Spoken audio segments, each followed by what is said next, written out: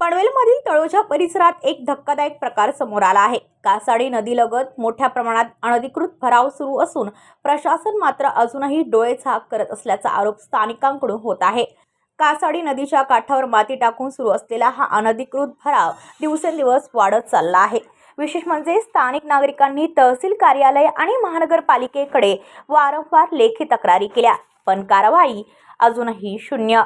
नदीचा नैसर्गिक प्रवाह अडवणाऱ्या या भरावामुळे येत्या पावसाळ्यात पूरसदृश्य परिस्थिती निर्माण होण्याची भीती व्यक्त केली जात आहे। नागरिकांच्या जीवित आणि मालमत्तेचा प्रश्न असताना प्रशासन मात्र गप्प का?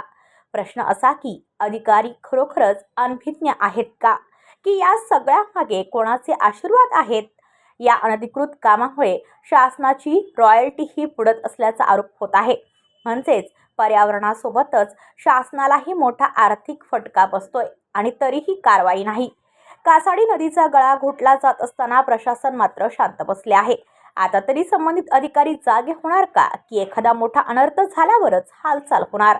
ब्युरो रिपोर्ट पनवेल वार्ता न्यूज। आपल्या परिसरातील बातम्या आमच्यापर्यंत पोहोचवण्यासाठी स्क्रीनवर दिलेल्या क्रमांकावर संपर्क साधू शकता। दूरध्वनी क्रमांक 8652414343।